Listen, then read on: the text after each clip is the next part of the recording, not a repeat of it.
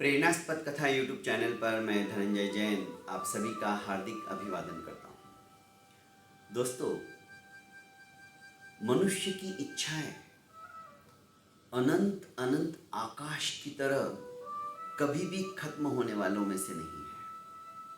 उत्तरोत्तर वो बढ़ती ही चली जाती है। एक छोटी सी घटना के माध्यम से मैं अपनी बात आपके सामने रखने का प्रयास करता हूँ। एक संत थे, परम उपासक, भगवत भक्ति के अंदर तल्लीन रहने वाले, लवलीन रहने वाले।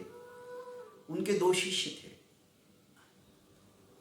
एक समाधानी था, संतुष्टता उसके रग रग में समाई हुई थी, और एक असंतुष्ट। एक बार संत को एक सेठ ने अपने घर पर भोजन के लिए आमंत्रण दिया। सेठ ने कहा, आज तो मेरा उपवास है, मैं नहीं आ पाऊंगा, पर हाँ, मेरे इन दोनों शिष्यों को मैं आपके वहां पर आज भेज दूंगा। सेठ बड़ा खुश हुआ। चलो कोई बात नहीं, शिष्य ही सही। सेठ ने बड़ी आवाभगत की उनकी और सुंदर आसन दिया दोनों को अधिष्ठित होने के लिए। दोनों शिष्य आराम से बैठे। चांदी की थाली के अंदर भोजन परोसा गया। पंखा सेठ और सेठानी दोनों शिष्यों को झूल रही है। भोजन समाप्त होने के पश्चात सेठ ने दोनों को तिलक लगाया और 2-2 रुपए उनके हाथों पर नजराना भी रख दिया। तृप्त हो चुके थे भोजन से। दोनों शिष्य जब फिर से संत के पास पहुंचे तो एक शिष्य उदास था और एक शिष्य प्रसन्न। संत ने पूछा कि भाई, तुम उदास क्यों हो, क्या हुआ? क्या सेठ ने तुम दोनों को बराबरी का आसन नहीं दिया क्या बैठने के लिए? एक को उच्च आसन पर बैठा है, एक को नीचे बैठा है, ऐसा तो नहीं हुआ ना? नहीं नहीं, हम दोनों को समान आसन दिया, समान बाजोट के ऊपर हमको बिठाया गया। भोजन भी हमको एक जैसा दिया गया, चांदी की थाली में परोसा गया। फिर क्या बात है, तुम्हारा चेहरा इतना मलिन सा क्यों हो रहा है और ये इतना प्रसन्न क्यों दिख रहा है? कहीं सेठ ने दक्षिणा देने में तो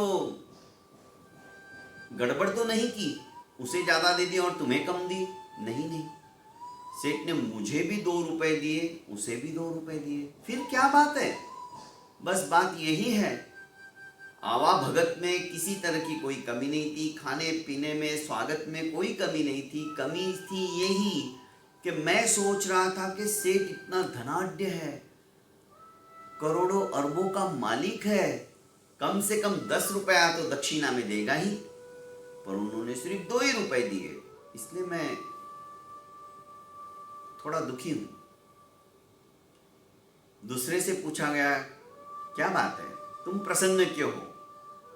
उसने कहा कि गुरुदेव, मैं जानता था सेठ बहुत कंजूस है। जैसा कि मैंने नगर में सुना हुआ है, सेठ अच्छे अच्छे को अपने दरवाजे पर खड़ा भी नहीं करता है। पर आपकी महानता, आपका त्याग, आपकी तपस्या, इन सब से आकृष्ट होकर सेठ ने आपको भोजन के लिए आमंत्रण दिया, तो आपने हम दोनों को भेज दिया। मैं ये भी जानता था भोजन के उपरांत सेठ इतना कंजूस है ना, मन में सोचेगा चलो मैंने खिला पिला तो दिया है, अब दक्षिणा में क्या 50 पैसे बहुत है। मुझे आशा सिर्फ 50 पैसे की थी कि सेठ जी 50 पैसे से ज्यादा हमें दक्षिणा में देने वाले नहीं हैं, पर उन्होंने तो 2 रुपए दे दिए। आश्चर्य हुआ। बस यही मेरे खुशी का कारण है। घटना एक ही होती है दोस्तों, पर उस घटना को देखने का, उस घटना को समझने का, उस घटना से कुछ शिक्षा लेने का तरीका अलग अलग होता है। दोनों के लिए समानता थी, पर एक सुख में भी दुख ढूंढ रहा है और दूसरा दुख में भी सुख ढूंढ रहा है। जब हमें दुख में से सुख निकालने की कला आ जाती है ना, अर्थात समाधान आ जाता है, संतुष्टि आ जाती है, तो दोस्तों जीवन सचमुच में हमारा सफल हो जाता है। आकांक्षाएं, महत्वाकांक्षाएं, इच्छाएं कभी भी समाप्त होने वाली नहीं है। आवश्यकता है उन इच्छाओं के ऊपर कंट्रोल करके हम मनोनिग्रह करके इच्छाओं के ऊपर विजय प्राप्त करें।